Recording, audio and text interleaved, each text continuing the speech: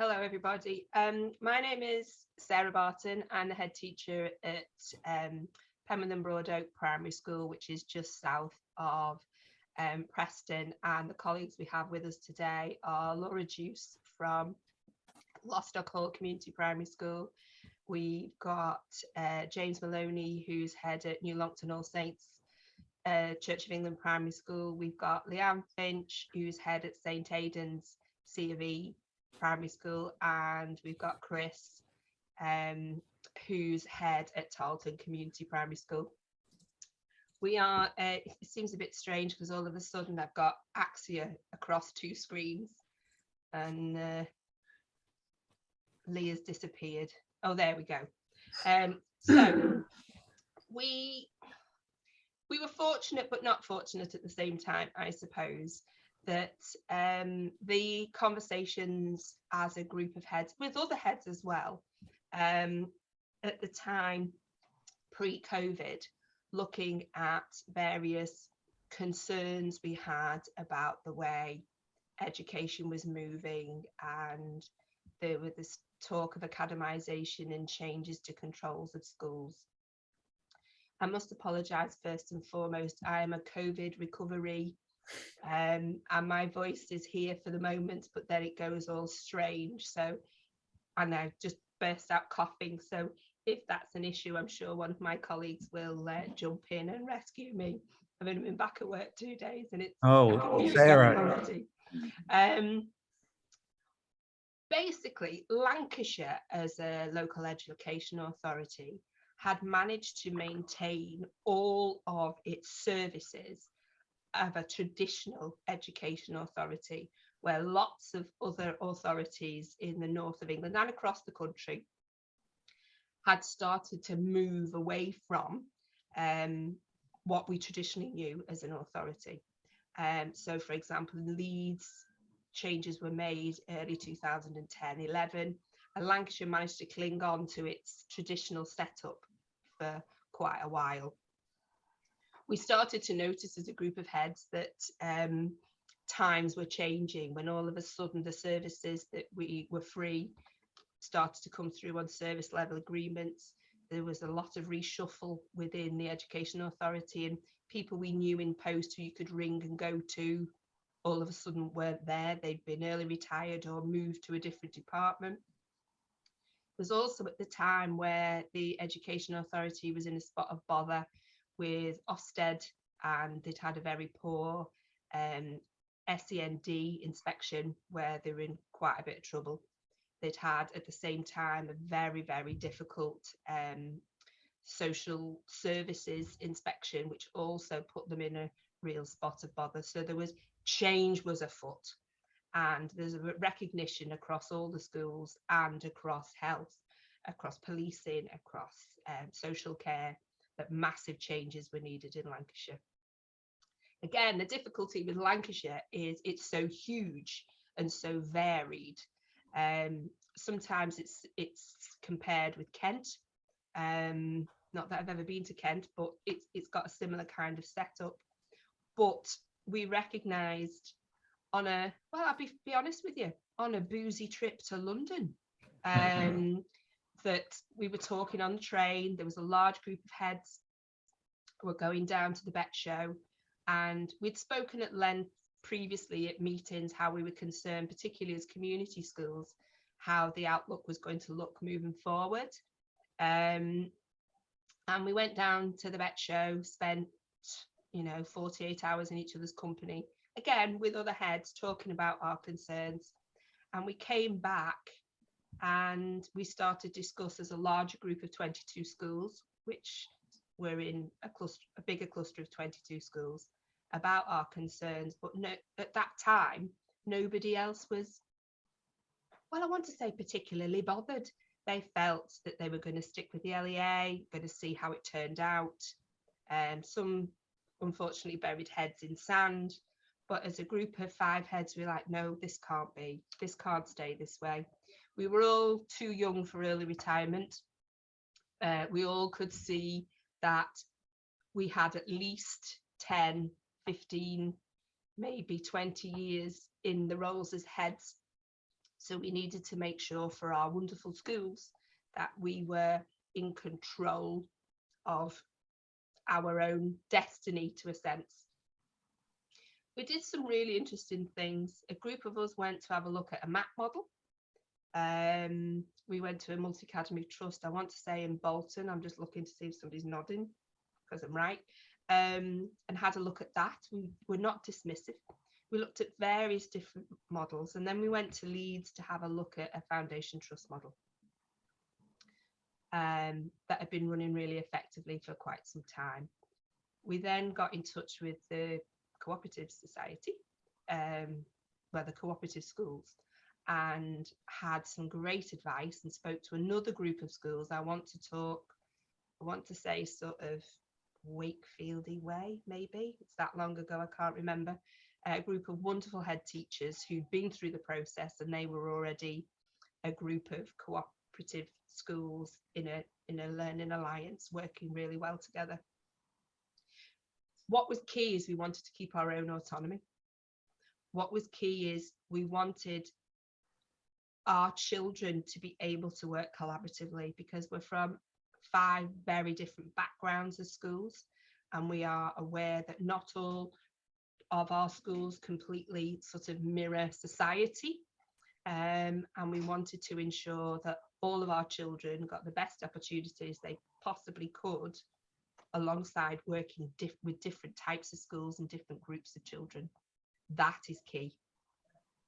We had a really good setup for CPD with our larger cluster, because Lostock Hall was a teaching school at the time, and we were also aware that teaching schools was coming to an end. So we knew that magic porridge pot of money wasn't necessarily going to be there in the future. So we talked about how we were going to self-fund that, but the wider group again weren't keen. So we felt, right, we need to look at that, because the CPD had been really good, but we didn't want to lose that CPD. We were also aware that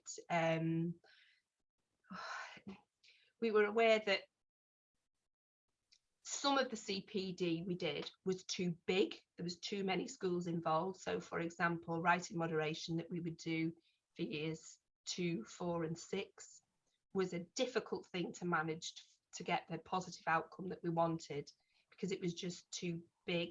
And again, suggestions we were making about perhaps changing that, the wider group didn't want to change it at that time. There was significant savings by changing our status to a trust, to being a trust school. It did have an, excuse me, it did have an effect on apprentice levy, on us not needing to pay that, but that has had a difficult knock-on effect, which I'll come back to. There was a change with the rates, which has been quite significant, because some of the schools in our group of 5, 2 of them in particular, have got real budget concerns. So the saving of about 12 grand on your rates for 12 months was a huge bonus. It meant they could get the boiler fixed, that kind of thing. We also felt that we were so like-minded. We felt we were carrying passengers. Is that an awful thing to say? We felt that we were working with takers. Some were just taking and not giving. And being a huge giver, and I've got 4 colleagues here who also massively give more than they take, that was difficult in a larger group. So some heads would sit back, use the excuse to perhaps that they were in the Ofsted window, and never put themselves forward. So even when the Ofsted window closed, that they would just come and take the CPD, but not be part of any of the organisation of that. Again, that was a concern. Leadership was something that we felt we wanted to develop between us. There was some elements of National College stuff that we'd done through the wider group, but we felt there was nothing for us as heads and deputies that would make us into better leaders. Because what you do is you look after your staff, don't you? And you make sure they've got all the CPD that they need. But then we've never really necessarily sat back and thought, well, hold on, we've got hold of all the reins here. How do we get better at doing what we're doing? How can we work between us to help ourselves? And that was part of the wellbeing agenda. These 4 colleagues that I work with are a difficult bunch to manage, because we're all like-minded. We all believe in this. We have the same ethos and we have the same vision for what education should be. But between the 5 of us, it's always been not just about our children, it's been about wider children. And that was what was great initially about being part of a large education authority like Lancashire. It felt like we were always talking about the Lancashire children. But then with the smaller clusters, it became competitive for numbers, bums on seats. And, part of our remit is that, we're not close by to each other, so we're not fighting for each other's kids. So that's part of how that works well for us too. But it's definitely been one of the best things I have ever done in my career, and I've been ahead for 8 years, to have the support of 4 like-minded colleagues who are more than colleagues now, they're friends. Well, sometimes they're friends. Yeah, and no, I'm not going drinking in a Wetherspoons, I've told you, I'm not setting foot in a Wetherspoons. I'm so passionate about it. I find other head teachers at other meetings, because I sit on various boards, and fascinated about what we've done and why we've done it. And then people are now beginning to panic in Lancashire, particularly community primary schools, maintained primary schools, where what we expected was going to happen is happening. The government have put out that consultation about changes of funding for school improvement for education authorities. And it looks like we've jumped ship at the right time. And there are other heads now absolutely flapping. I don't know what to do. I don't know what to do. We've got a large group of Leyland schools, which is to the east of us here, sort of Chorley way, who have sought advice from us about could they consider looking at a similar model to us, because they're trying to protect some of their group, which are our maintained primary schools.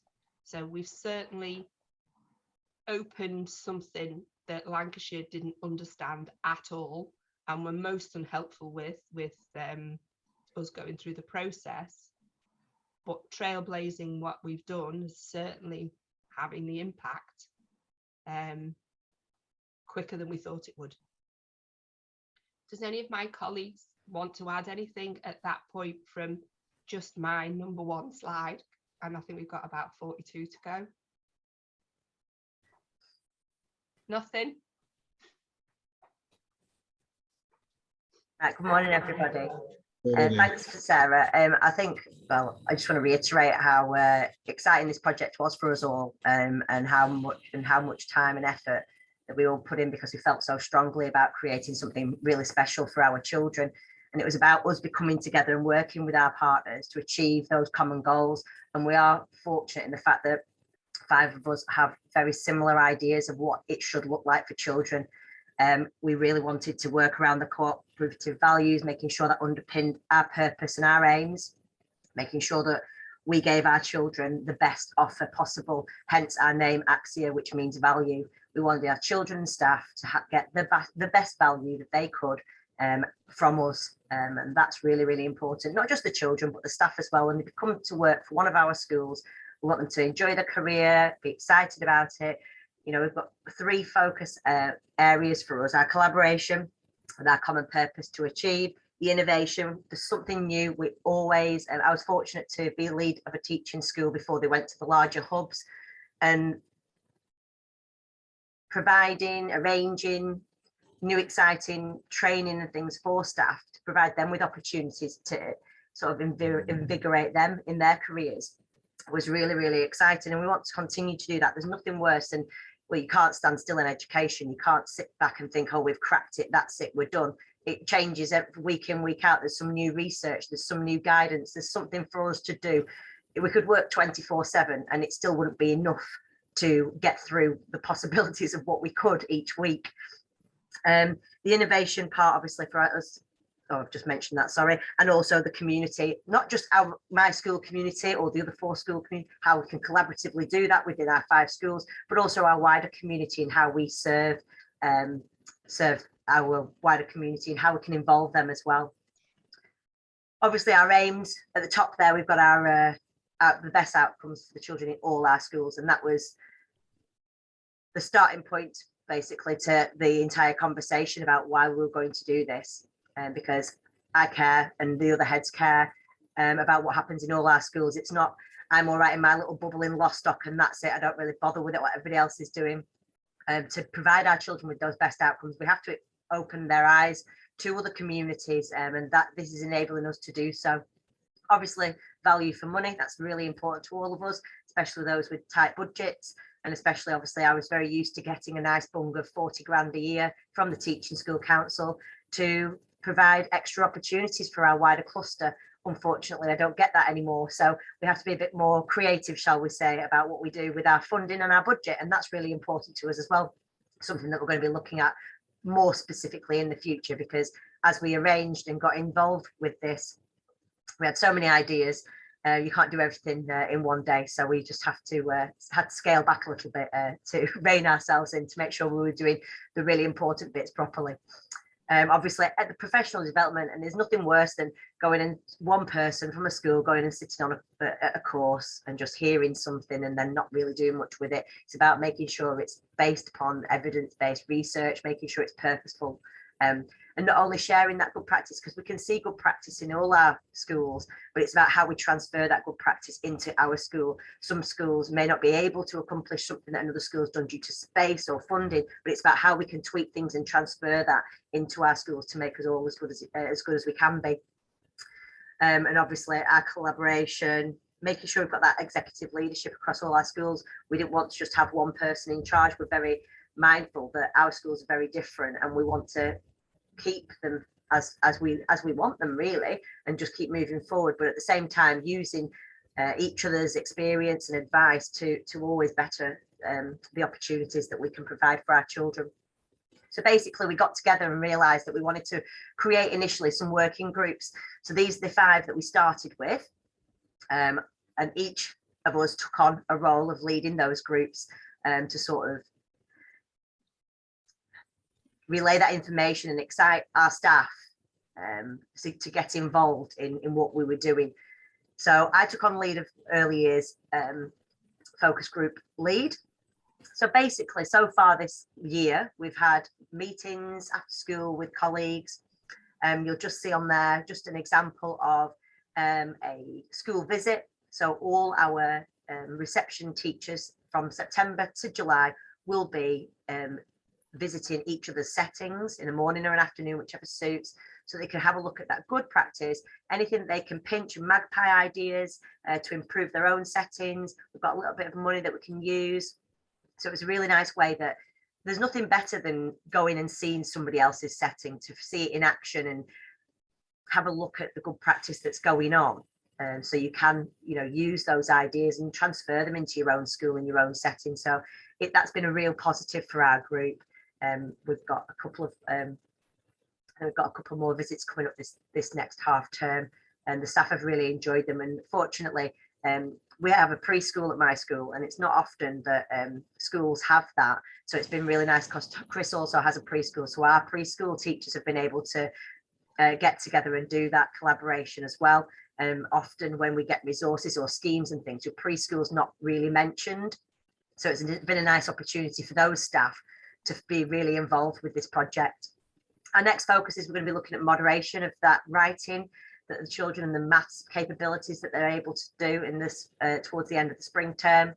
And my most exciting thing that I'm on with planning currently is the fun day for all of us. So every reception class and preschool is coming to my school for the day on the 29th of June, and we're having a fun day full of activities, have our lunch together, so we can all celebrate. We're all going to learn a song, and everybody is going to sing together, create flags for our schools, Just lots and lots of really nice, exciting ideas that the children can be involved in. And it's about them meeting other children from a different area to develop their social skills and social understanding of different cultures also. So that's a real positive for us. So I'll hand over now to Sarah again. I forget sometimes I'm on Zoom because I'm so busy listening. I personally think Laura is mad to have all of those 4 and 5-year-olds all at once at her school, because she's got 2 classes and we've all got a class of each. That's a lot of little children, but should be fun. I shall stand afar and go, well done. I'm going to start the risk assessment soon. Yeah, that'll be it. Yeah. Well, at least, you know, we're enthusiastic and we're giving things a go. And we always said it would be about the children, and it has to be about the children, because it's a vocation, this job. And if it's not about the children, why on earth are we doing it? What is the point? I took on the role of leading SEN for several reasons. One, I've never been a Senko, and I've always been fascinated by how on earth a Senko does the role that they do. 2, at my particular setting, we have a higher than national average of children with SEND, and that is growing. 3, I have a son who is diagnosed autistic. He just so happens to be at one of our partner schools. He's at James's school in New Longton, and that's been lovely for me to be able to have that relationship with that school, and then that school then become the bigger relationship professionally as well as personally. So that's been really nice for me. But it's been eye-opening for me too, both as a parent and as a professional. As a group of schools, we have quite a range in experience with our Senkos. 3 of the schools have very experienced Senkos who've been doing it a long time, and one of those Senkos is non-class based, which makes it the dynamic a bit different. We've also got 2 newish Senko, well, 1 newish Senko and 1 very new Senko. And you'll see from Jeanette's quote on the first bullet point, when she first picked up the role, she was super honest with us as a group and just went, I feel really lost. This is huge. The staff are just expecting me to know. And I said, well, that's like welcome to headship. Staff just expect you to know because you wear that hat. But don't worry, we will help, we will support. And it's been absolutely wonderful. And I do believe it's something you could only do with a smaller group. I think with a large group, it can get lost. So what we did, what we've done, first and foremost, I don't know whether you've ever heard of Whole School Send. They run through the back of Nason, and they did a data set for us with national data, and we all shared our SEN data and got some amazing graphs and various bits and pieces that we could share with staff, we could share with governors, and we shared amongst ourselves. And what became apparent really quickly is we felt that our SEN registers might not be, there might be too many children on our SEN registers. So we've decided to look at defining who should and shouldn't be on, because you don't necessarily have children on your SEN register that has got a diagnosis of something if they don't need the additional support. So we went through that, and that was really interesting. Our school then did a full school audit with an external person coming in, like a fake Ofsted inspection, and that was amazing because we were then able to share with the rest of the group what we picked up, so they where we needed to change our practice. And we're considered a school who are very good with dealing with and supporting and including children with additional needs, but we were able to widen that to the other colleagues within the trust. We all then did individual SEND audits to highlight areas of support that was needed, CPD, It was really interesting to see what CPD people had, teachers and teaching assistants, and what they felt they wanted. It was interesting to see the makeup in classes of what particular needs children had. And moving forward, we're hoping to look at bringing groups of children together. So children with perhaps selective mutism, or if there's a physical disability, we've got possibilities to use the Space Centre in Preston where we can bring the children together. Similar, but on a much smaller scale to Laura's suggestion at bringing hundreds of 5-year-olds together. But that kind of thing is great for the staff to see that they're not alone with dealing with, you know, difficult needs of some children. Because you do find when you work in a school, you think it's just yours. But when you come together, you see that there's a child in that school which has similar needs. So then you can put those two staff members together so they can help each other out. So that's the plan moving forward. We've had a look at paperwork because that's a massive issue for all teachers, to try and look at that that it's smart, that the targets that we're using are manageable in the time frame, and that it's reviewed and people have ownership of that, and people understand that it's a class teacher's and a teacher assistant's responsibility to the day-to-day management of their class, including all of their children, and not just the role of, it's not just the SENCO's job. Which is quite interesting that we're finding more and more teachers are just presuming that the SENCO deals with that. Well, no, actually, they're a member of your class and that's not quite how it works. We've just done a huge piece of work with an educational school-based avoidance strategy, which Lancashire bought from another education authority, to try and support attendance, which is a government agenda that's going to be massive moving forward.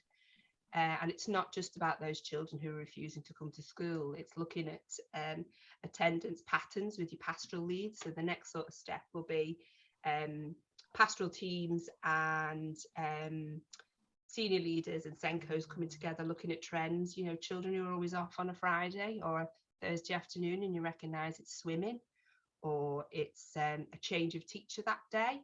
It's the day when the teacher's got PPA. Looking at things like that, because talking to high school colleagues, this is a massive issue for them, but it's the seeds are sown in primary, so that's something that we're looking at. And of course, training. It's really, really difficult to get different types of training like that. There's enough autism training out there to sink a ship, but there isn't anything specific for Tourette's. There isn't anything specific for certain speech and language needs that we have across our schools. So it's putting the time in to try and find the right training providers, but we've got the budget behind us to do that. But it's exciting times, and it has to be safety in numbers, because Lancashire have got themselves a bit of a mess with SEND, and you know, the powers that be all think it's all now working, but on the ground, I'm just looking at Leanne, who's going to nod at me, it's not quite where they think it is, you know, for the foot soldiers on the ground trying to sort this out. So this is a group that's going to go from strength to strength. This is a group that moving forward could end up with quality marks and assurances and various bits and pieces for the work that they're doing, because they are that good. I've talked too much, haven't I? I shall shush and hand over to James.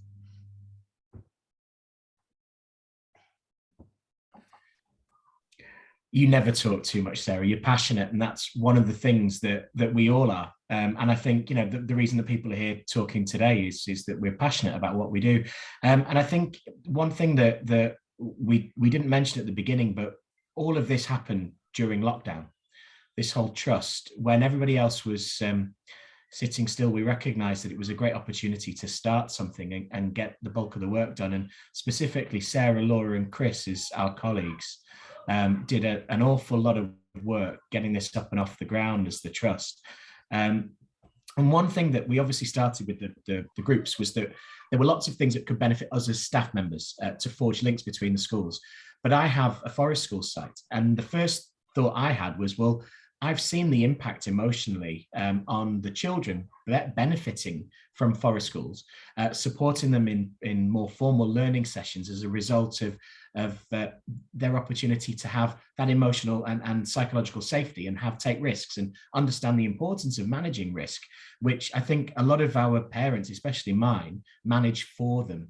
So the risk is removed. Therefore, their ability to navigate effectively is also removed. So what we did was start giving access to vulnerable children from all of our schools in the Axia Trust, forest school sessions on my school site with my staff members, and their teams brought staff members and those kids as well along, and we wanted to see if it would have an impact. And obviously it was a small focus group really, and it did. It had a big impact on them. They wanted to come. They were engaged with the learning activities.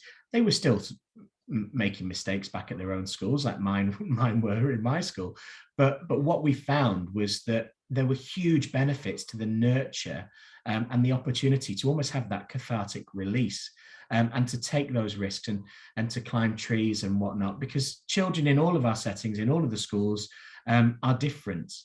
But deep down, it's about how do you ensure that they're able to be effective members of society and be successful and flourish. We all have that goal at heart. So what we did was we started that, and as a group we said, yeah, this is important, it's going to make a difference. And we arranged for Brockholes Nature Reserve, who head up the Lancashire Wildlife Trust for Forest Schools, to run a bespoke training program for our staff, and had nearly 30 staff members between the 5 schools sign up, which is fab. And they've completed their training, which is phase 2. And now they're into phase 3. And we're seeing regular forest school sessions. I mean, I have no willow left on my school site because the majority of it was sent to, well, I think Chris Upton turned up in what seems to be 7 transit vans. He said, can I borrow a bit of willow? And then all of a sudden I'm like, where's my willow gone? But it's share and share alike. But the point is, it was absolutely great that passion was there so that it could support the children. The top right picture there, that's our current year 2s, and they just get soaking wet and they love it. But the impact it's had on them as learners, and their ability to then apply themselves to tasks without that constant adult supervision. No, you need to do this next. They can make their own decisions. And yes, that forms in a lot of parts of what we do, but the beauty of it is that, and Sarah Lostock calls there, it's the buy-in. They see the relevance of it, but also from a school point of view, it's something that's a real reward that they love doing, and it forms intrinsically part of our curriculum offer. It's built on values, it's built on trust. For instance, they whittle sticks with knives at 6 years old, and we haven't lost any fingers yet. I mean, I've lost some hair on my head from that type of activity, risk assessment wise. But the point is that children will often outperform your expectations of them. And this gives us an opportunity to give them that third space, as it's known, that play, that exploration, understand the pecking order of it, understand what they are capable of doing. And for me, I mean, I'm exceptionally passionate about it, but what we've seen is a huge increase in their resilience as a result of it.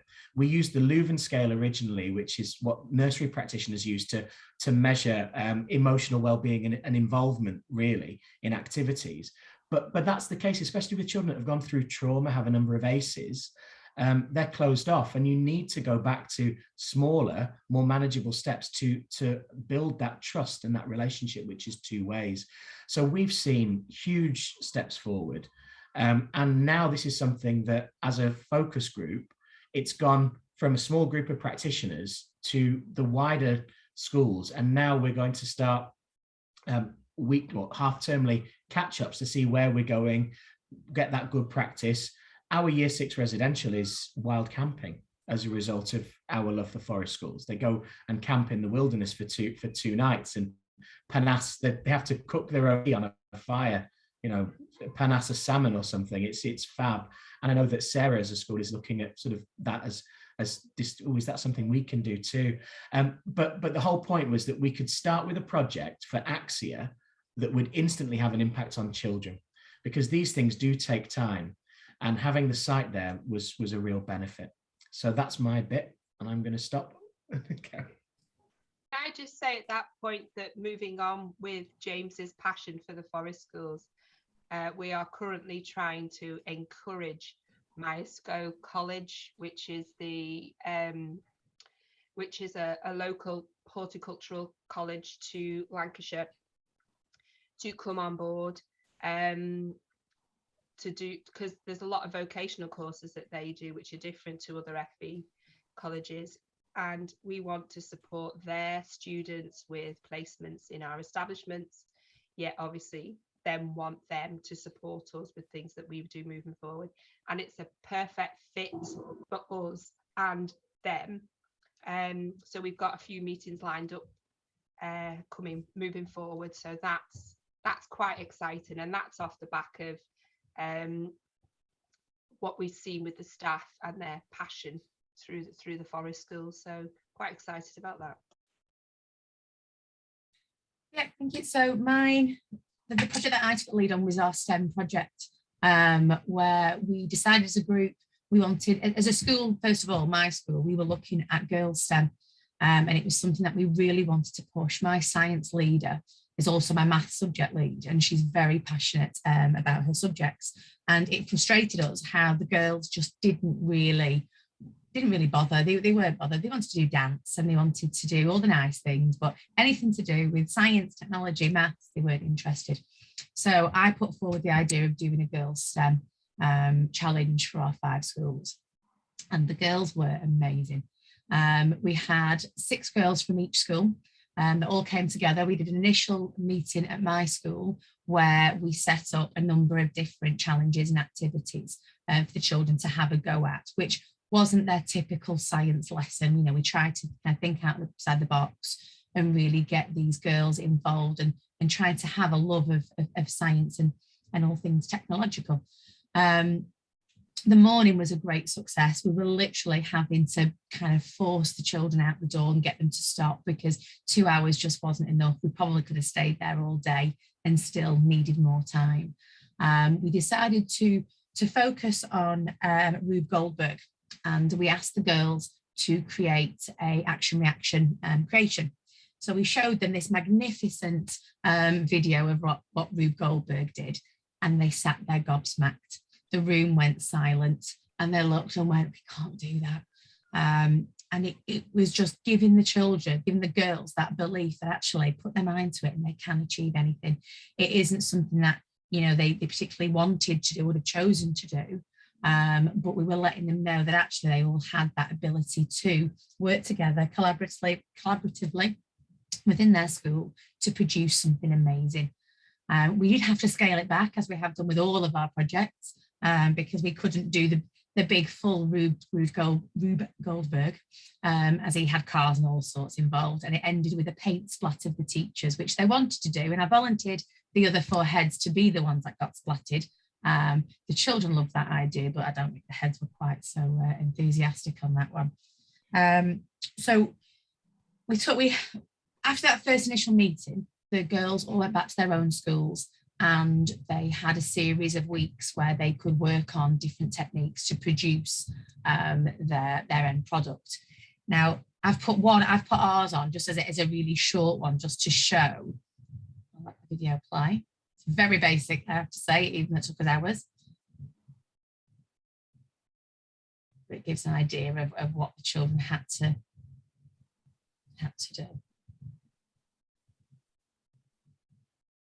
Flight bit didn't work.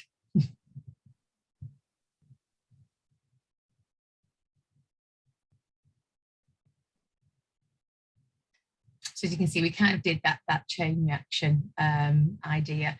And I think the biggest thing for us wasn't that final product. And when we spoke, we all came back together for a final meet where we shared what we'd learned. We did a few more experiments again.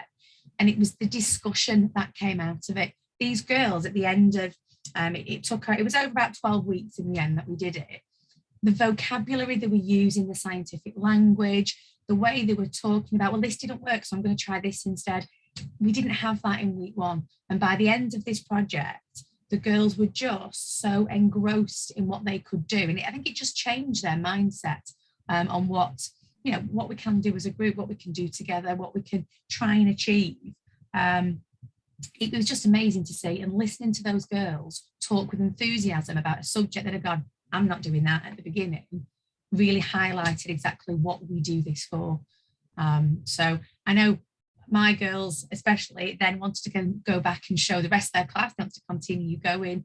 When we had to take it all apart, that was a big trauma because we wanted to keep everything. But as I say, it was just that trial and error and that actual using and gaining scientific knowledge that it was just like a real winner. And I know the children have all said they'd like to do something similar again. So it's these kind of projects where it is just bringing our 5 schools together. That had we just done that in our school, yes, it'd have been nice, but we added that challenge of bringing everybody together to do it, which, and I speak for all 5 of us in saying that that's what we're here for. You know, we want to create that enjoyment, that love, that enthusiasm for our children, and working with children who would never have met otherwise. So yeah, I'm looking forward to our next project that we get to do. I'm going to hand over to Chris. Been dying to talk for 50 minutes now. You know, I mean, good morning, everybody. It's nice to see some familiar faces from yesterday afternoon as well, as Alan's about to swig something. Yeah, I'm Chris. I'm the head of Health and Community. One of the areas that I'm kind of tasked with is pupil premium. Just to give you a little bit of a background, I worked for 3 years in Skelmersdale in Lancashire as a head teacher of a very deprived school. Where I am now is more rural, and in terms of deprivation, we're in the least deprived quintile. However, I think like most of society and that we see is I have got some very wealthy children, but that leaves with it problems as well. Because when I moved to this area, I remember saying to my deputy at the time that I'm going to go. I was frustrated with my children's school actually because I just kind of ticked along. I said, well, I'm going to go to a more middle class area. I'm going to lead that school like they're all deprived, because they are. The time the parents not spending time, we've got all the mod-cons, etc.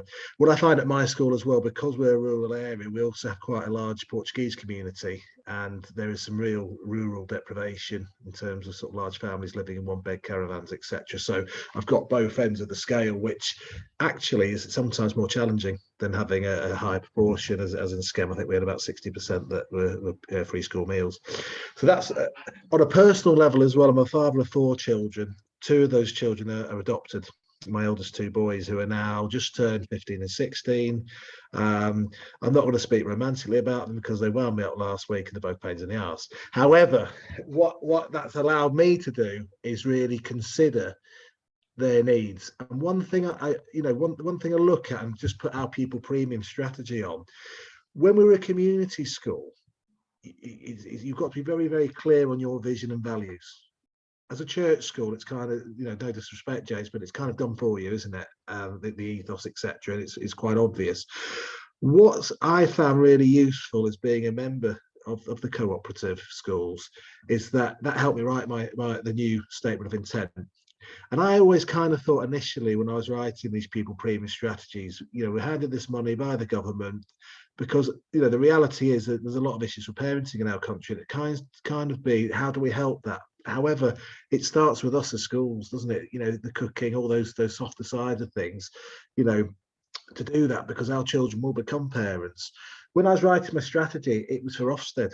It wasn't for improving lives or anything like that. And what we found this time when we sat down initially as a group, and many of the pupil premium champions within our schools are the head teachers actually, is how we can really focus on those cooperative values. And absolutely 100%, when you read, self-help, self-responsibility, equality, democracy, ethical values, that all links to supporting our most deprived children, doesn't it? Absolutely 100%. That's what we're about. So that needed to be, and that really shaped us. So as a starting point, I've just put that there just to reflect on that. And I think hopefully that's also supported our other heads to really consider what it is about it. What is our purpose? Why are we doing what we're doing rather than just doing it? And I do have the pleasure of working with some other schools on developing the strategies, and certainly we've done that as well. One of the things we've seen, and other school leaders I'm sure will nod their heads and governors, that in terms of the pandemic and home learning, the biggest challenge we've had is around writing. Parents have always felt that they can do a bit of reading, maybe a bit of maths, but when it comes to writing, it's so complex now within schools. I mean, it blows my mind going into year 6. I don't think I cope in a year 6 class anymore. What you have to know, though Lee's big on his writing. You could certainly do it, Lee, with the help you've given me recently. But I'd like to sort of couple that when I think about my own boys and their transition to high school, because what really struck me in terms of a high school Key Stage 3, Key Stage 4 curriculum, that if you couldn't write, you couldn't be successful. You couldn't access the learning. And that's really important when you think about, as my eldest son's in year 11 moving towards GCSEs. And I think really is a purpose for some of our most deprived children, that they have a right to be able to write. And all the things, for example, we've talked about the STEM, we've talked about sorry, a message popped up, so I read it. Talks about the STEM, the forest school. All those experiences help those writers, and that's what sometimes disadvantaged children need is those life experiences to then write. But as a school, it's our job to give them the skills to do so. So we've kind of looked around, and my wife at the time was teaching in a tough school in Farnworth, just outside Bolton, and I would say I've never seen her as enthusiastic about anything. Maybe that she's married to me, I don't know, but she was happy for a change, and she started talking about I'm a clever writer, and so I kind of thought we need to look at this, and I approached the group and said, let's have this as a pupil premium focus, because it will help our pupil premium children, but it'll help everybody. Now, in terms of the word democracy that we use, what we found that 3 schools wanted to do it and 2 didn't, because they had just started other approaches. So we thought, well, that's fantastic, because it gives us all measures of what we're doing to look at it and bring it together. So that was quite exciting, a way to kind of look at it. You just click on for me, Laura. What the I'm a clever writer does is it has a checklist. It's not particularly clear on my screen there, but it's just some examples. And what we were finding, lack of structure, lack of sentence structure, really bring it all together. And what happens in terms of Sarah, we did the training with Sarah Lilly, who runs I'm a Clever Writer, and the 3 schools, each teacher has a weekly Zoom, and they plan the writing ahead based on where the children are at now. And what we've done is, because of all the lost learning, we've stripped it right back, because we believe that if they can get the sentence structure right, then they can develop everything else. Just click on for me. So sort of 5 weeks in, you can see a bit better. You'll have to take my word on it. This is a year 2 child, sort of top end of year 2 for us. So you can see the list there, but you're now seeing that we're getting that structure. We're getting those commas, the full stops, the capital letters. We've got the different openers, the Wenstoad's house, all those things, possessive apostrophes, which it will be embedded year on year to move them forward. Can you click on for me, please? This is a little boy, year 4. He's obviously just about got his pen license, the dreaded pen license. And this was him sort of November, before the Christmas excitement kicked in. But again, just one kind of big sentence. And although he's got work to do his handwriting, what we're seeing now is those capital letters, those sentence structures. So all those things, all the things that our teachers are working jolly hard on, is now sort of in a few weeks, there's those quick gains, which is what we needed to hit them straight away from that. So that's our focus on our pupil premium. Thanks, Laura. I just want to throw in, I love the phonetic spelling of squeezed there, by the way. I love it when you see those kids working out words that they haven't necessarily seen written down, working out how to spell them. I always find, Lee, in year 2, there's interesting spelling of couldn't quite often. So Lee, I'll end on that, and I'll pass over. Who's it now? Is it still me? No, it's me. It's me. Sorry. It's me. Right.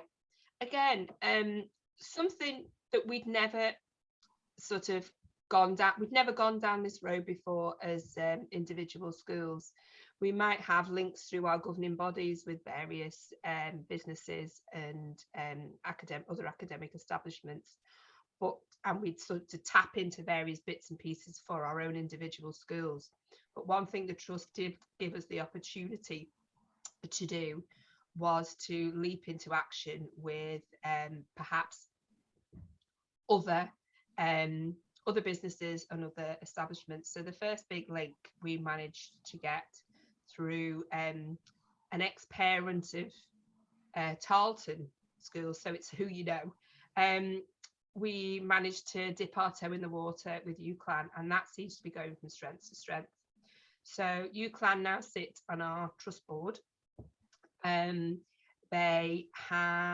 They're trying really hard at UCLan as a university in Preston to get Preston on the map, and they are wanting to obviously grow as a university, grow in stature, improve their grading so their courses are more attractive for students and foreign students to come and study in the city, and that will also help with the regeneration of the city and make it a more attractive place to live.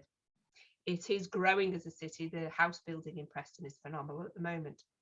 So it was quite a coup that they were really enthusiastic to come on board. So the business and enterprise department, along with Eliza Morgan, who is our trustee member from UCLan and from a governor at our school, we have begun to develop some links.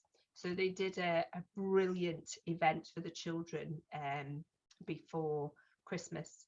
They gave us, well, they used us as guinea pigs really, because they've got this new shared space and they wanted to try it out, and they want to work with Preston City Council to produce for 2023 Christmas, to encourage people to come into the city. So they called it the Northern Lights. And what they did is all our year sixes from our schools, unfortunately COVID hit St Aidan, so we invited another school to come along with us, and they jumped at the chance, and we spent the day at the university putting together our ideas and thoughts, and the winning entries are going to actually come to fruition, and there's going to be the opportunity for the ideas that the children shared on that day with the university. So there's going to be lots and lots of different things like stalls and lights and events in the city to encourage families to come in at Christmas.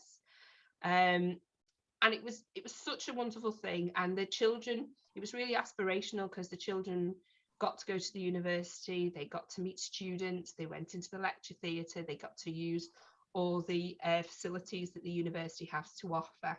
So it's a real positive moving forward for us, because those links are beginning to build. Leanne and I have a meeting this afternoon with another department in UCLan, because they've introduced a new degree to do with mental health and well-being, coaching, counselling, psychological development, and they're looking for partner schools to work with to support their students. So it's giving our pastoral teams, like our learning mentors and our family support workers, the opportunity to support the learning mentors and family support workers of the future, by giving them the opportunity to come and work with our children and try their practice and get the support. So it's a bit like having a teaching student, but for a family support worker. That's what we're hoping it will be from this afternoon. The other thing that UCLan are able to offer is CPD for some of our staff. Madly, it's European money that just makes me giggle, the fact that we've still got European money. Well, actually, it doesn't make me giggle, it makes me sad, because I'm disappointed that we're no longer in Europe. And that's quite interesting because it's across different academic phases. You can become a bit entrenched in a primary school that you just do all things primary school led. And actually, some of the leadership stuff is more than that, isn't it? So it's good that there's other business or there's other academic institutions being part of that. Like I said earlier, we've also got conversations with Myosco, sorry. And next week, Laura and I are meeting up with Runshaw College through, again, one of my governors is vice principal at Runshaw College, and he's asked if we will speak to his various departments to try and we can support each other using their facilities and us housing their students to do work placements and things like that. So it's really exciting times moving forward. We do have on our governing bodies BAE, we have Leyland Trucks, we have a variety of different representatives, but we can't do everything at once. But it certainly is exciting times moving forward. And if we could get BAE and Leyland, who are huge employers in our area, that would be a great start. But maybe also looking at maybe links with local farmers, that would be something that we're really I'm interested in. I haven't shared that one with you guys, but that was me 4 o'clock this morning thought. And things to do with recycling and the changes with energy, that kind of thing, looking at that moving forward. So it's exciting times. I'm going to hand over to James now because I've talked a lot, because I know he's going to talk to you about Forward First, which is another exciting opportunity for us. Yeah, I'll just do it very quickly. Basically, what we recognise is that collaboratively between the 5 schools, we're able to improve the quality of our teachers, improve the outcomes for our children, and by having that shared expectation and high standards, it was benefiting all of our children, and we're happy to give, as we all are in this room. Excuse me. But one thing we recognise was that the next generation of teachers often don't get an opportunity to get the same level of experience in all their placements. And I think that's really key. There's always a mixed bag, or they have sort of a bad experience, or they don't have enough time with children. They don't see that variety, and there's no opportunity for them really on the limited amount of time they have training to fully understand the complexities of our profession. So we teamed up with Forward First, which is a group of like-minded schools from Skelmersdale in West Lancashire, and tapped into their expertise in terms of initial teacher training, as one of the heads used to work for Edgehill University, and we tapped into that, and also it allowed us the opportunity to interview and cherry pick the very best students to be able to come into our classrooms, our schools, and support our children. But what it's also allowed us to do is with the other schools, raise the profile of our trust and say, look, this is how it can work. This is what is working well. And for the next generation of teachers to understand it, and then hopefully promote our values and the cooperative values as well, which is really, really key. Okay, Laura, on the next slide. And Sarah mentioned an awful lot of those bits and pieces there, so I'm not going to mention that again there, but they're all in writing. But what we are doing, and Lee is aware of this, is constantly pulling ourselves back and going, no, we can't do that yet. There's too many things going on. No, we just have to focus on this one thing, because we are full of enthusiasm for the potential of the trust and the direction that we're going in. So that's where we are.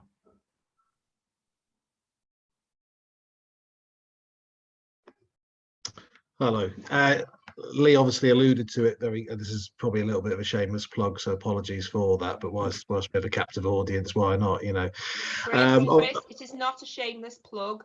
We are incredibly proud of you. Thank you. So I've obviously been through quite a traumatic experience in terms of leading a school. We lost Safi Rose Rousseau, so you probably will know the name, and you'll certainly know the picture of the gorgeous little 8-year-old girl who was the youngest victim in the Manchester Arena attack. What happened following us finding out about it, telling the children, press intrusion, and the many years that have followed, and even to the current day because of the Manchester inquiries, is, I think, quite an extraordinary story. And I think that in schools we do a lot around prevent, but we don't do a lot around what if it does happen. And quite rightly, we do a lot around prevent because we've all got a responsibility there. The book is quite personal to me. It's written as a narrative of what happened. It's readable, but it's very it's tough going at times. But it's something that we're getting out there. The journey we've been on, it was unprecedented what happened to us. I'm very much of the mind that people need to learn from what we've done, because we did have a lack of support. We went out as you get to know me better, you know, you probably not a man you want to upset, because I'll go out and I'll do it myself type thing. And that's always been the attitude that we've had. One of the things I didn't want to do was to benefit from the book, particularly financially. So what we've done is we've set up a charity called the Sparkle Bean Trust. So all profits from the book will go to the Sparkle Bean Trust. We're trying to get businesses at the moment as well to make donations, etc. Because starting a charity, we need to get it registered, so we need to get up to sort of 5,000 our first year, all those things. And the objects of the charity would therefore be to make small grants to primary schools in the event of a sudden death of a pupil, and also to share some of our learning, something that both myself and my deputy Jeanette have done, you know, without going into details, to school leaders, local authorities, in some quite difficult challenges that have happened as a result of terrorism since. So we're well placed for it. It is a good read, is what I'm told. Laura's read it, haven't you, Laura? So there's also a trustee for me as well. I read it in the day. I woke up very early one morning at 4 o'clock in the morning, and Chris had kindly PDF'd me a copy prior to this beautiful book being created, and I did not put it down. I have to admit, not much work got done that morning in my office as the entire book was read, and then I caught up later on in the afternoon. But yeah, it's definitely something to be exceptionally proud of. I'm exceptionally proud to be involved in it, and exceptionally proud that Chris is our friend and colleague, because it is a credit. So it's out next Wednesday. If you could spread the word, buy the book, great. But I do think it's something that every head teacher in this country should read, personally. Thank you. Chris, has it been in Schools Week yet? Has it? Yeah, it came out. Yeah, it was Schools Week. It was even in, would you believe it, the Jersey Evening Post at the weekend. Was it? 3-page spread. In the important ones, hon, the important ones. Tell you, it was. Mum was very proud. I bet. Well, she should be. She should be. I kind of just want to summarize a couple of points, really, because as you were talking, I was thinking about how much you've done together in such a short period of time, entirely cooperatively, and how at least 3 of you talked about how you have to rein yourselves in. So, you know, in a sense, reining yourselves in is probably the wrong expression, because you shouldn't feel like you need to rein yourselves in. Be free of those reins.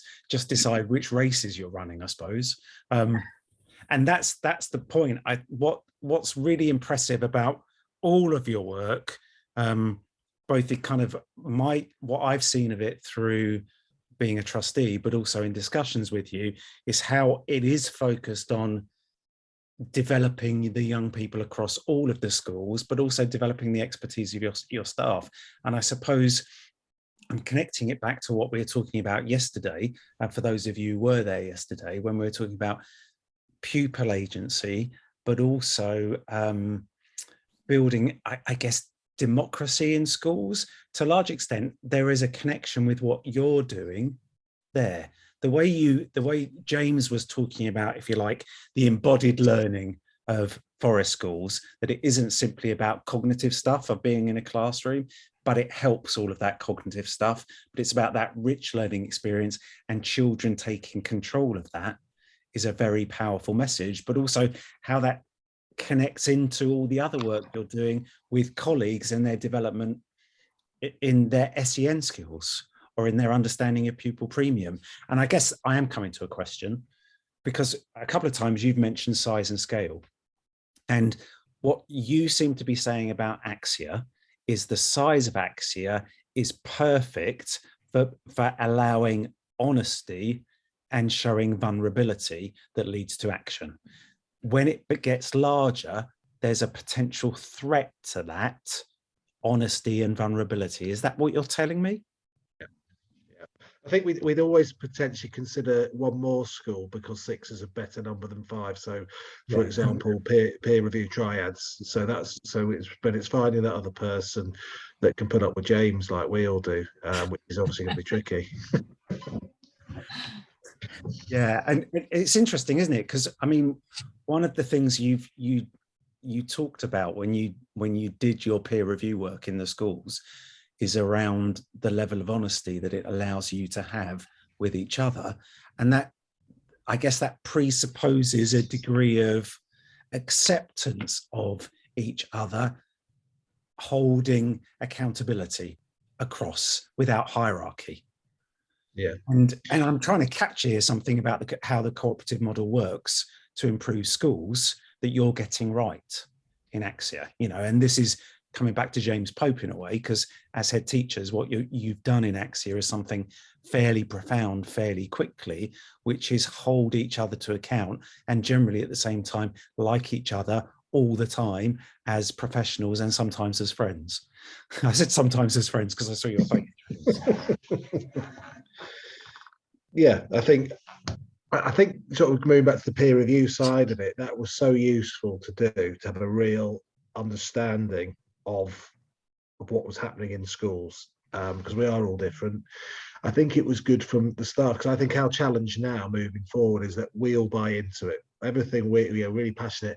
That's now down at deputy level, but how do you get that through your school? So one of the things we're trying to get, you know, Laura's very good at sort of summarising everything we've done for Axia, but we need to get that through. You know, it doesn't happen overnight through the staff seeing the benefits, because human beings are around what's in it for me, aren't they?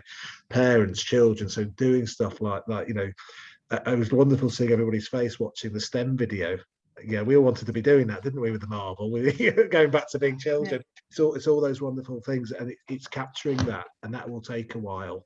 I've got a job advert that I was writing yesterday for a teacher, and I did a letter to the potential applicants talking about Axia and I was thinking around. It's for an early years post, but you know, the support that they get, and when you think about workload well-being, how that's shared and how much that helps. So I think it will make us an even more attractive school to come and work for as well, so we get top quality people for kids. And at that point you say, yeah, it's right to some extent, what's in it for me, but what you've managed to do is, as a group of schools, in seeing that kind of culture of competition around you in Lancashire, and sometimes people, as you said, just taking stuff rather than supporting each other. What you've done is even before you were cooperative, was set up a cooperative culture between the 5 schools. So yes, you need to translate that down across the school. And I think the work you're doing with girls around STEM, the work you're doing around forest schools has a language for that. The children will be able to speak to, and you can spread that out through the work you're doing around Sen and your staff, pupil premium and your staff, and so on. So you've got the motors there, I think. I'll stop talking. Anybody else got any other comments? I know we're running over time, but I've got a mechanism to solve that, so don't you worry. I just wondered, folks, how I'm going to come with a governance hat on for a minute. How you involve your governors in this process, where the governance element fits in with this, because you've got the classic situation, forgive me, of having the head sort of driving things, which is often the case. How are the governors involved in this, and how signed up to this and understanding and participatory are they in the process? I'm just curious about that. Yeah, so I mean, the way the setup in terms of trustees, so for the 3 full-member schools, which were the 3 schools that converted from community schools, we have 3 trustees. So generally speaking, it's the head, the chair, and the vice chair, and then the associate schools, the 2 church schools, it's the head and the chair. So that's one side of it, and the other side of it would be on what we've asked schools to do is there's an Axia update as part of once a term as a full governing body meeting. That's an item on the agenda to share what's happening with everything. I think what helps as well is we've all got the same clerk to governors now as well, haven't we? So by having that, we know the message is definitely being sent to all the different governing bodies. Yeah. Thanks. Yeah, thank you. Cheers. Axia team, thank you ever so much for your time today. You made me think, I don't know whether you've ever seen those videos by OK Go, the Rube Goldberg stuff. I'm going to share it with you because it'll be useful, Leanne. So OK Go, I don't really like their music personally, but their videos are amazing, and they're Rube Goldberg inspired videos that look like this as soon as I can share it. And they're very messy, which makes it even more fun.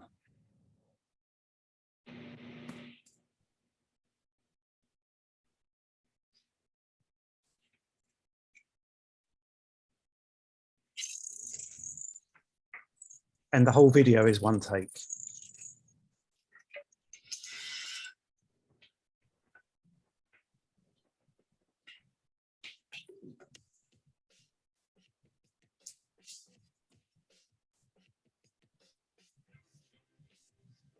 this is the one we initially showed the children, Yeah. and they literally sat there and went, what? We're doing what? Yeah.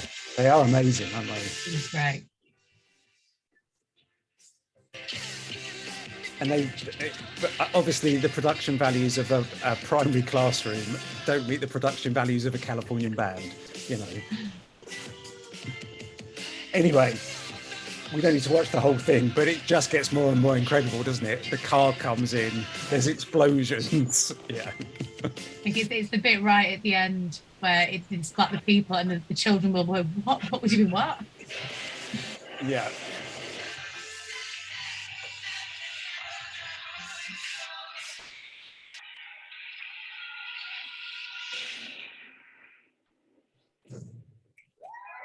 Yeah, and that's all that it leads to. Anyway, we will have a 5-minute break and then we're back. But I need to let you know that we're back for 2 videos. So the 2 people who are coming up next, David Hood from Cressett's Community School and Ben Stevenson from Nanstallen Primary School, both have some similarity in that they're both head teachers of single school foundation trusts.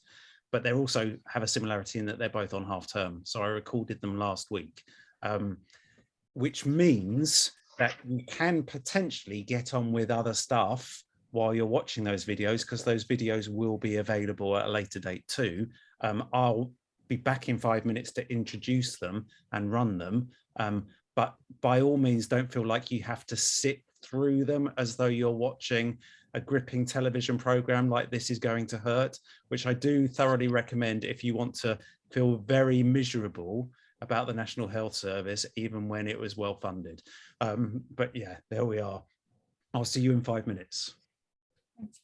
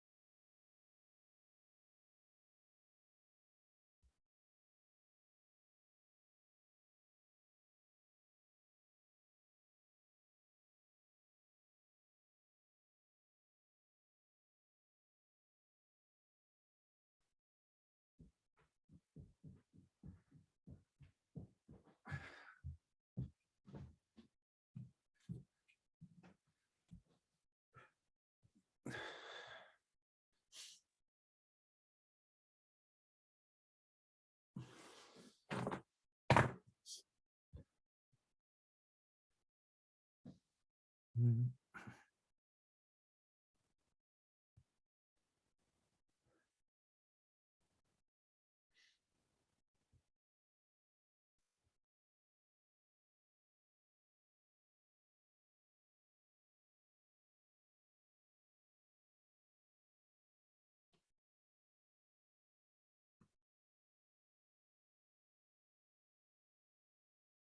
So I'm here with David Hood of Cressex Community College in High Wycombe in Buckinghamshire.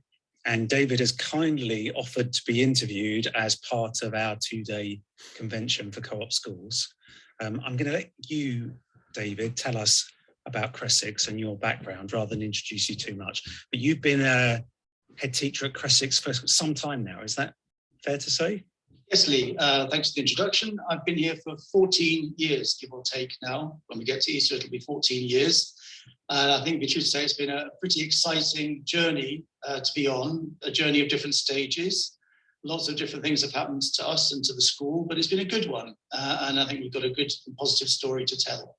So 14 years is a good long time. And before that, what's your background in education? Where have you come up through the ranks from before your headship at Cressex? Okay, well,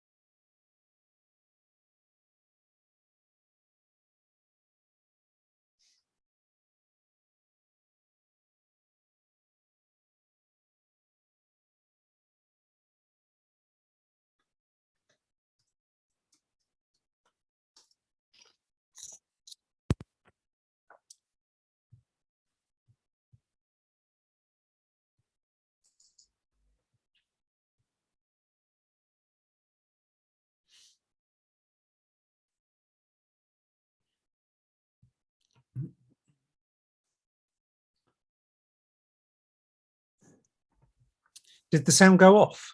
Or Yeah, it did. when I plugged my headphones in, so I didn't have to listen to the sound of my own voice. Oh, So that was the nature of the problem. I'll have to listen to myself. So let me just rewind slightly. thank you. Yeah, no problem. career took a slightly, perhaps different course. Fine now? The one that Yep. Yeah.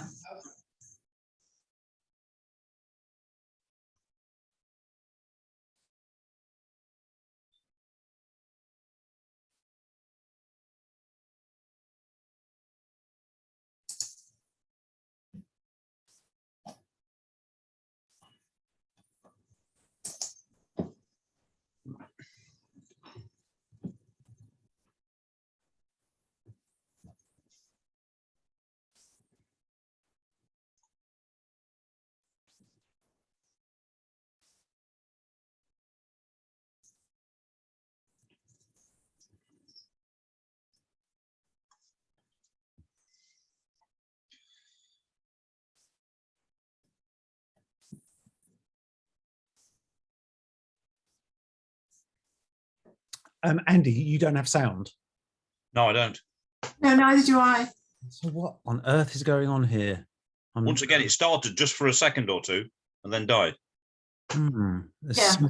something very strange going on with Zoom, because that should be playing absolutely fine. I joined the local authority advisory service It's back again. where I am now as the modern languages advisor. That was the mid-90s when Ofsted had just started. So I got trained as an Ofsted inspector and did some Ofsted inspections a long time ago as part of local authority teams. And the longer I worked in the local authority, the more I found myself gravitating towards, well, away from languages and more towards supporting the leadership of schools that were facing challenging circumstances for one reason or another. And I began to find that work satisfying and rewarding and very, very interesting. So that's kind of what I pursued. I ended up leaving Buckinghamshire and going to Milton Keynes, worked for that unitary authority for a few years. I looked after the Excellence Challenge there. That was part of the Excellence in Cities programme in those days. And from there, I went on to Luton, initially as the Excellence in Cities coordinator, but ended up looking after the whole secondary school improvement service for Luton, which was again an interesting, challenging and hugely educational period for me in my career. And towards the end of that time, I had the opportunity to act, as said, to be acting head teacher for a school that was in special measures, but was on its journey out. It was due to become an academy, but there was a gap in leadership for one term, and I took that on and again thoroughly enjoyed the experience, found it a huge learning opportunity. And at the end of that time, thought, well, if somebody will have me to be head teacher of their school, I would be interested, very interested. And hey presto, shortly after I went back to the local authority job, the role at Cressex came up. And I had known Cressex before because it was actually the first secondary school I'd set foot in when I started in Buckinghamshire back in 1995. So there was a kind of a nice closing of a circle there. We weren't cooperative then, we weren't any kind of status then other than a community school. But that's really when this part of the story started. So you went into your local authority work kind of with the start of New Labour and all the changes that took place under New Labour and then all the national strategy stuff. So, I mean, just out of interest, what were some, and your work focused on leadership, what were some of the biggest leadership issues at that time that you can recall that you were dealing with? Oh, right. Well, I remember talking to people in the authority and head teachers about how on earth you coordinate all the various initiatives that were going on, because at that time, it was great news. A lot of money was being spent on schools and on improving teaching and improving the experience of young people, raising standards, huge focus on that. But there were, as perhaps is often the way, the central government money seemed to come through different channels with overlapping but different sets of expectations. And some schools, especially schools that were finding life a bit harder anyway, found it rather difficult to reconcile those sets of expectations. And one of the things that we did in Luton was to try to organise things so that communication was straightforward and schools understood clearly what it was we were offering as a local authority service and what their part of it was. So we'd have a single plan, not a plethora of plans. And I think that single act was quite well received and meant that we could, A, have greater impact, but also demonstrate the impact of the work that we were doing. And schools were able to pick it up and make something of it. And some schools did a fantastic job with the extra investment that they got. Yeah, a very helpful role of the local authority there in sort of structuring systems and processes so that both you as a local authority could see the value you were adding more clearly, but also you were helping school leaders find their way to the woods through the trees, if you like. That's right. And I think through working with the schools in challenging circumstances in all different roles, one of the problems that I sensed senior leaders had was information overload. And they had so much to do just day to day in their schools. There was plenty coming their way just through the door of their room from their own staff and their own setup. And suddenly receiving umpteen supported emails, having to interpret them and stitch them together somehow, just was a step too far. So I think I understood from that side, from conversations I'd had, how important clear communications were and trying to streamline them and make messages simple, as simple as we could do. And then relay that back to the external agencies, the DFE itself, that were sending those messages through. That was an important mediation role, I think. Yeah, I could make an aside here about whether the DFE over the long term have learned lessons about many emails and managing communication, but I think that's for another discussion.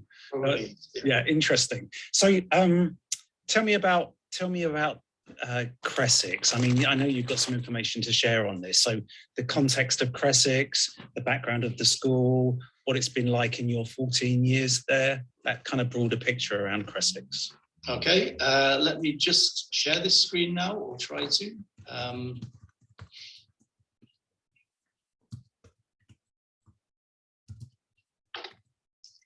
Sorry, it's not well. There we go. Coming now. No problem. So one of the interesting things for me is often, I guess if people hear Buckinghamshire, they think commuter belt. And if they hear sort of, I don't know, the association of Chilterns and the area of outstanding natural beauty, they imagine this sort of bucolic world to some extent, if they don't know the area. And that's probably very much a false stereotype, I think, I mean, all stereotypes have some truth in them, I guess, maybe, I don't know. But I mean, there is part of Buckinghamshire that's very bucolic. We are about a mile or a mile and a half away from some beautiful beach woodlands, and Wickham, where we are, was once a centre of the English furniture making industry, and there's still some residual evidence of that around. So we do have leafiness around us, but we are not leafy. We're situated very close to the M40 on the western side of High Wycombe, close to some very densely populated estates. And we were set up initially, I think, as an overspill school, as a number of schools in the periphery around London were. As London filled up, they were looking to locate people elsewhere. So the school was built, as it says there, in 1960, built rather rapidly and rather cheaply, I think, to accommodate at that time about 800 or 900, I think, young people who were going to be moving to the area. One of the features of Buckinghamshire that is retained is that it is a wholly selective local education authority. So there are, I think, about 13 grammar schools, some mixed, some single sex, and about 21 or 22 effectively secondary modern schools. We tend to term ourselves a non-selective secondary school within a wholly selective area, but in old speak, we're secondary modern, and sometimes I feel it's a bit more honest to say that. Yeah. The school was a very popular community school for a long period. I'm not sure that educational outcomes were especially high, but it was a school that the community was happy with, and I think with a happy and very supportive staff to the young people living in the area. As time went on, some difficulties arose. There were changes in leadership, and there was some unevenness, if I can put it that way, in the leadership of the school, some coming and going. And fairly rapidly, as is quite often the case actually in non-selective schools within Buckinghamshire, things started to look not too good. Schools such as ours need to be stable and need to be going in a clear and purposeful direction. And if they're not, then things can quite rapidly go downhill, we've discovered.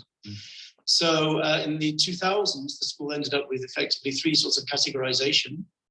It was a school facing challenging circumstances. That was largely due to the socioeconomic makeup of the community that the school served by then. It became a target school in excellence in cities, and later on in the 2000s, shortly after I arrived, also became a target school in the national challenge. So all of these things don't normally happen to schools in Buckinghamshire as a result of the characteristics that you described earlier on. We're not alone. There are a small number of schools that are similar to us in various ways. But in terms of any kind of DFE benchmarking group, we are not with any other school in Buckinghamshire. We're with schools in Birmingham, parts of London, urban areas in the north. That's the way that we tend to get grouped when those groups are put together.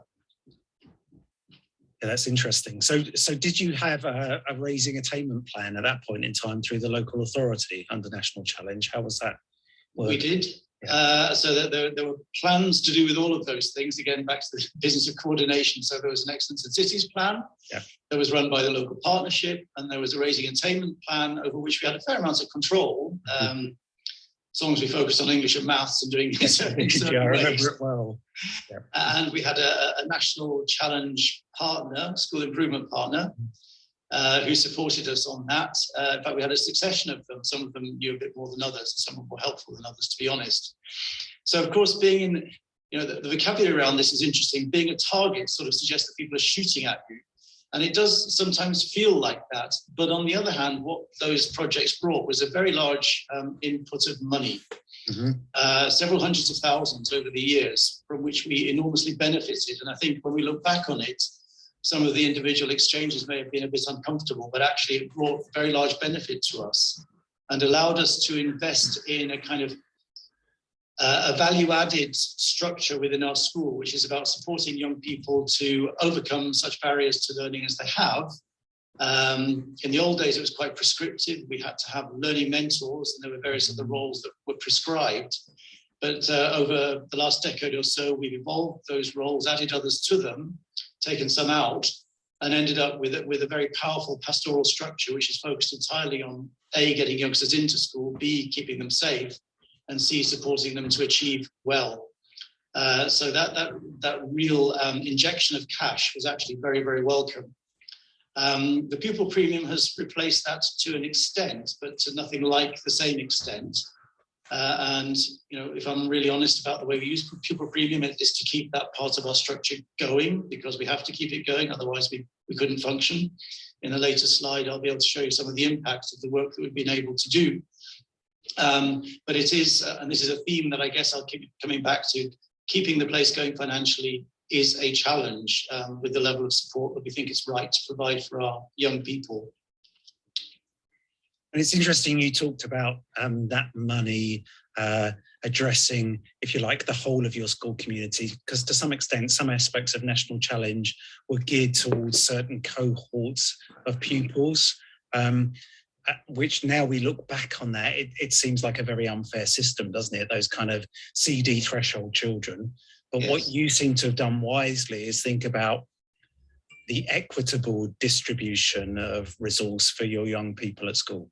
Yeah, I think what we learned early on, and actually what I learned before I came here, was it's a figure of speech that somebody used in a meeting I was at, and I thought, that's good. It's the rising tide lifts all ships.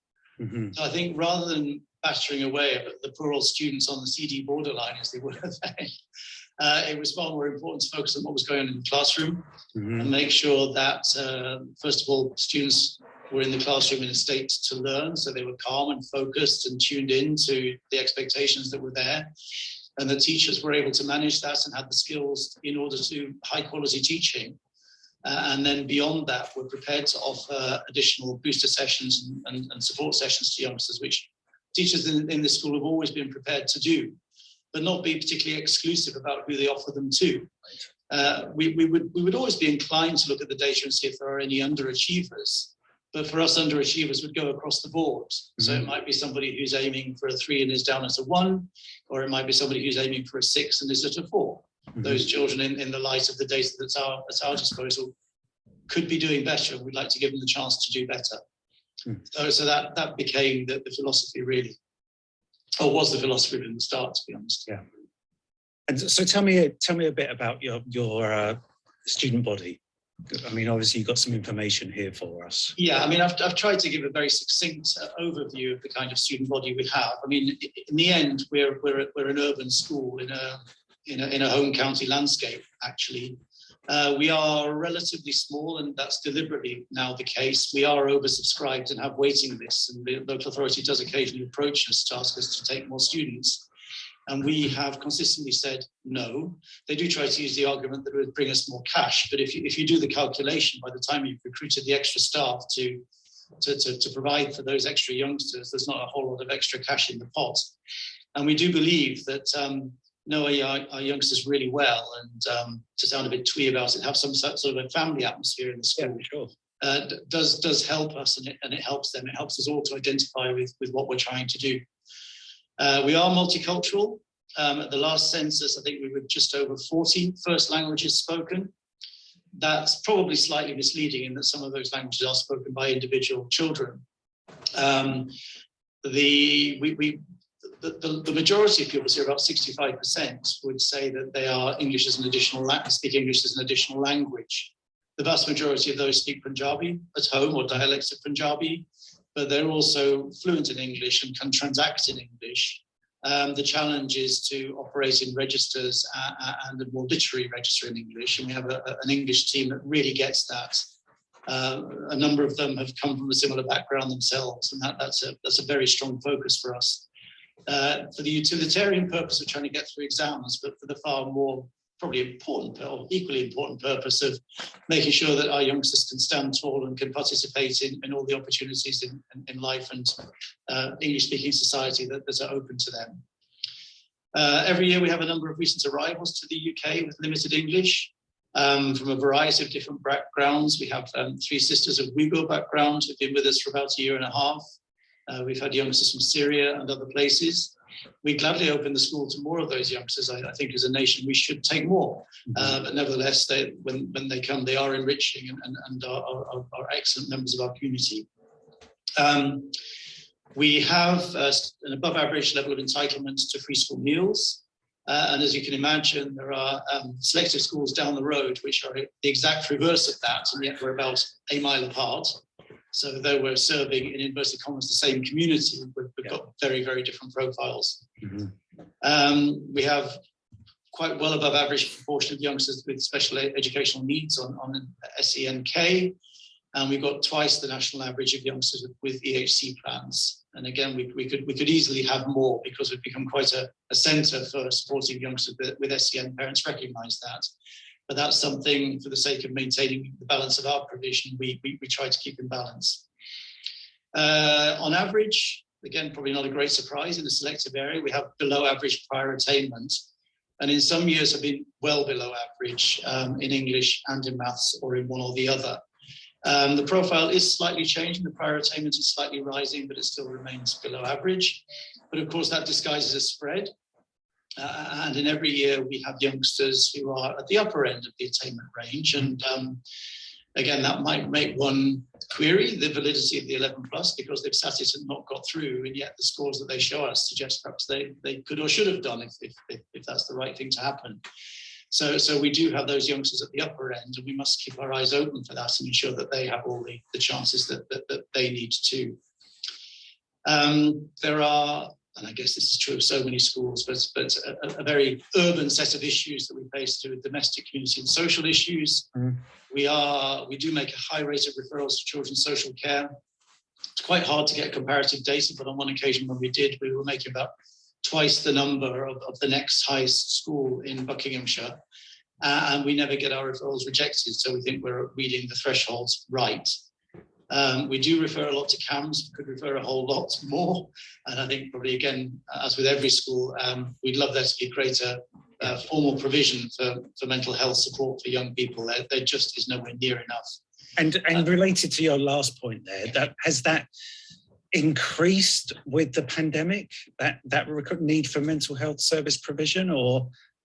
Yes, it's hard to quantify, but I think the young people who were kind of at the more extreme end, who needed the really big interventions, I'm not sure that the numbers of those have increased significantly.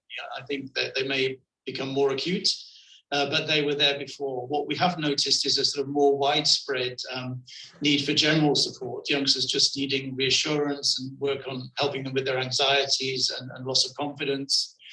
And so we do what we can, and I think we do a lot, but the opportunity to call on more specialist support at times more easily would be very welcome to help with that. So it's interesting looking at what you've been saying here, because you've drawn out a couple of equity issues, I suppose, to some extent, in the sense that, first of all, you talked about the 11 plus and the extent to which it may or may not be fair, given the pupils who end up with you who maybe could have gone to grammar school, but also you talked about the difference between the two communities, your school community and its needs, compared to a grammar school that's very near to you and their needs. So I'm just wondering about the challenge of being a cooperative school in that context.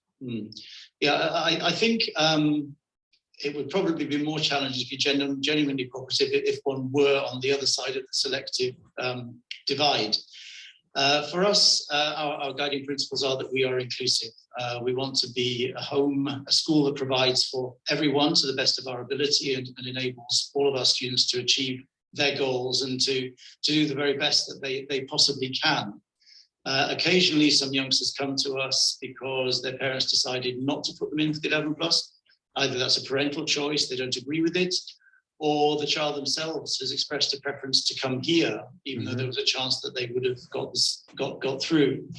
I think we have observed that some youngsters who thrive with us, you can't do the like-for-like comparison because the child can only be at one school.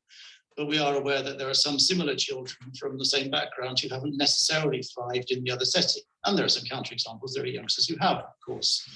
But there are years when our value added overall is above that of some of our grammar schools, including one of the neighbouring ones. and we do have youngsters then who go on into sixth form and get very good A levels, if that's what they should choose to do, and then go off to the selective universities and get very good degrees and come back and tell us about it. So we see our roles very much as one that provides for all members of our community. And of course, those who are not going to take that path are equally important. And it's very important that we provide them with the basis of qualification and understanding of the world and ability to study further, which equips them to make what will be a very important contribution either to the local community that they may choose to stay in or elsewhere, wherever they end up going. Yeah, and it ties back to what you were saying earlier when we were talking about national challenge and targeted intervention, and your point about rising tides lift all ships. Yes. That very much the intention at Cressex is to make sure the provision reaches all of the children where they need it. That's right. Yeah, that's the line that we take. Yeah. Great. Let's sort of shift on to thinking about Cressex then as a cooperative school. So in terms of how you work cooperatively, because I guess one of the interesting things for lots of people who are involved in the cooperative education movement is Cressex is a single foundation trust. We have a few of those as members, but obviously they're a small percentage of the membership. And so tell me about how that came about. So obviously you've been a foundation school with a cooperative trust now for nearly 12 years. That's right, since 2010. Yeah. So it's originally emerged as a consequence of the National Challenge. One of the requirements of the National Challenge was that we needed to change status. So schools that were focuses of the National Challenge had to change status. One of the options was to become an academy, a sponsored academy as it would have been. And we were not closed to that at all. Had there been a suitable sponsor and somebody who was going to add value and who was seriously interested in working with us, then that's something that we could have embraced at the time. But that unfortunately never happened. So we were looking for other things. And the interesting thing was that we were looking for other things. The idea was, the narrative of the National Challenge was that we were a poor little weak school and needed somebody strong to come in and save us. But those that were strong coming in to save us didn't seem to have much more of an idea than we did. Right. So we decided to take matters into our own hands. And we discovered in the paperwork, the small print, that becoming a trust school was an option, ostensibly with a strong partner. And then the chair of governors, who at that point was working for the Open University, was working with Professor Ron Glatter, who has long been associated with the cooperative education movement, and told her about it. And we found out more and thought, wow, this really appeals. We like the values, we like what it stands for, we like the energy. There was terrific energy flowing through the movement at that time, coming out of the Cooperative College in Manchester. And we thought, if we can sign up for that, we will. So we spoke to our likely partners, all of whom agreed that this would be a good idea. And in a bit of a rush, finally, because there was an election, if you remember, later on in 2010, Purdah was coming and all sorts of things were happening. We got ourselves sorted out and signed the dotted line and became a foundation school with a cooperative trust, which was the option on offer. And that happened down at one of our partner schools, Wickham Abbey School in the centre of town, I think in February 2010 on a snowy day. And then we kicked off on the 1st of April 2010, and that proved to be a very auspicious day for us. And I think at about the same time, David Cameron was doing his big society stuff, but also speaking in Manchester about the power of cooperatives and cooperative schools. So although, as you wisely point out, this is often hidden in the fine print, and Ron Glatter, who you mentioned, might actually be listening to this. So he'd know the detail as much as you do about what the process looked like. I think a lot of schools at the time chose this as the best option available if they were in National Challenge. That's right. And I remember going